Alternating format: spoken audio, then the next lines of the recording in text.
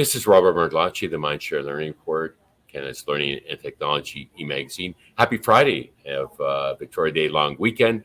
I'm honored to have join me for a MindShare TV podcast, MindShare Learning Moment, Unboxing EdTech, Dean Vendramin, who is awesome education, innovative thought leader from Saskatchewan, past winner of our Schools of the Future Challenge.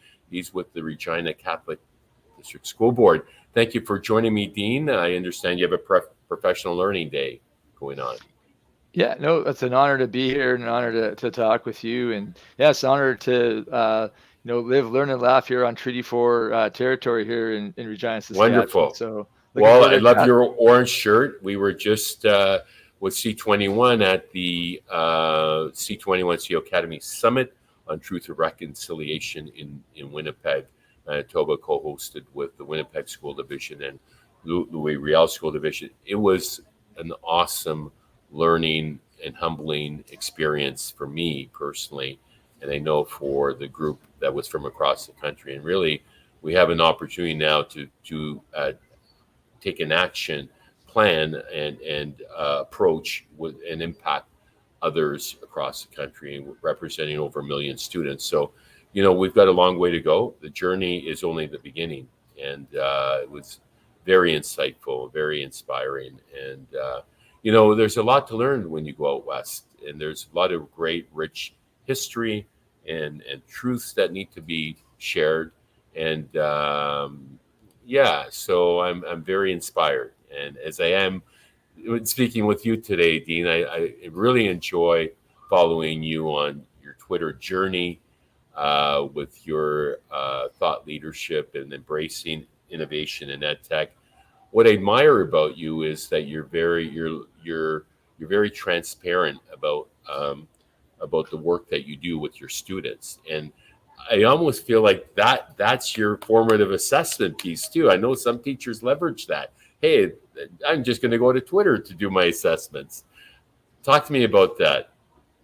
Yeah, well, one thing I've been doing too, and maybe it's a different podcast, but I've been working on the thinking classroom and getting kids, up and on these vertical whiteboards. I love that notion of the thinking classroom. Yeah. No, by all means, share. Sure. Well, it's been great in my math classes, but you can use it in others, and just you get kids standing up, you put them in random groups. And what I like about that is actually kids are more active in their learning, they're talking, they're struggling with the math, but they can erase it on the whiteboards. And I just, I hear so many rich conversations that I never got before as any kind of teacher, let alone math. And kids are taking way more risks. And kids that you thought didn't know something, they do. And kids that you thought knew something, they were just mimicking and kind of just knew how to play the game. So I've been, this semester in particular, I've really dove into the thinking classroom. The book is by Peter Lizahall, if anybody wants to read it. It's building thinking classrooms in the mathematical, but you could do it in other things, but it's been phenomenal. So that whole thing with formative assessment has just gone through the roof with me, but just by listening to kids and being more, instead of me just being the sage on the stage, I'm really facilitating, and then I consolidate the students' work. We go around and that. So we do rich tasks, and the kids have to, think and grab things, and then they share with each other, and it's more of a collaboration space, really more of like a think tank, which I'm really excited about. More of a journey. And that's a real shift that it's intentional, and it's not an easy shift, but when you call upon kids and give them agency, it's remarkable what they could do, isn't it? Oh, definitely. Like, kids are good at playing the game of school sometimes, but this gets them, really, do they really understand? Do they really know it? What don't they know what they do? And it really, it's challenged a lot of kids that are used to doing, like, just give me the notes and I'll give you back what you want to hear. No, and that's not the future. And case in point, yesterday, talk about a real world learning experience.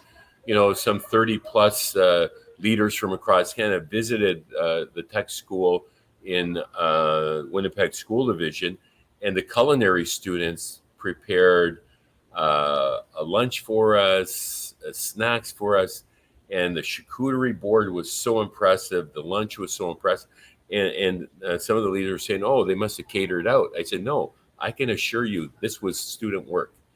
And we brought the chef, the teacher chef, and the students in and honored them. And it was so rewarding because that's where the rubber hits the road. Yeah. They saw the impact that they were making, and it was one of the best meals I've ever had. It was like 5-star. Yeah. Like, No, kids are amazing. right? You give them agency, and you give them hope, and that's what they need. And speaking of hope, the last couple of years have provided some of the most innovative opportunities in our modern times, hasn't it? And how did Uh, you and your colleagues adapt to that? Yeah, well, definitely. I guess there's all those buzzwords, but yeah, pivot is definitely one that comes to mind. And yeah, we had to definitely think on our feet. We couldn't do things the way we were usually doing, and unfortunately, COVID isn't good, but there are some silver linings with it. Mhm. And we had to look at education in a different way. Are we just covering curriculum, or are we really meeting our students' needs? What are we trying to get? Maybe we have to think of different ways to let students hand in projects and show their learning and how to express that and use tech and really harness and leverage the power of technology to allow students to really shine and be able to put what's in their mind out there and share, because traditionally schools only kind of really built for maybe some certain mindsets, and a lot of students were left out. And now I think with the readjustment, I think that there's more opportunities for students with different ways to learn and different outlooks and stuff to engage in their learning and get feedback and show what they know. Absolutely. And one of the ways that you participated in the past with us was through our Schools of the Future Challenge as a past winner.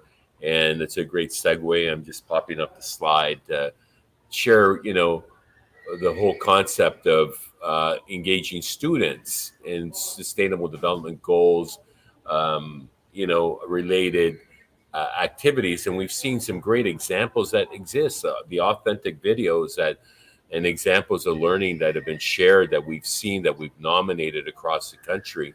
I mean, talk to me about the inspiration when you applied and how it impacted you. Yeah, well, we're really lucky at our school. We have some access to technology, but the two students that did the video, they're both from the Philippines, and the two girls just went to town and they really dove into it, and they really were able to highlight a lot of the things that we're so proud of doing and the opportunities that we have. Like inside of our school division, we have connected educators, and I'm lucky to be one of them. So I have a class set of laptops. So a lot of us are using the tool just like a pencil, right? It's just becomes seamless inside of there. And so we were able to share our story and show some of the things that we're doing. But because of winning this, I took the leap recently and started offering a robotics class. So we've taken it to another level. So our Dremel Wow. 3D printer that we won, it's getting used quite a bit. It's really producing some amazing student work. And Right. and during COVID, the laptops that we were able to when they really helped out, because unfortunately some of we still have a digital divide where we are, and some of those Right. laptops were able to help out some students that might have not had technologies at home. So yeah, it's such a, and you mentioned it earlier, it's about the journey, right? And that's what using technology is.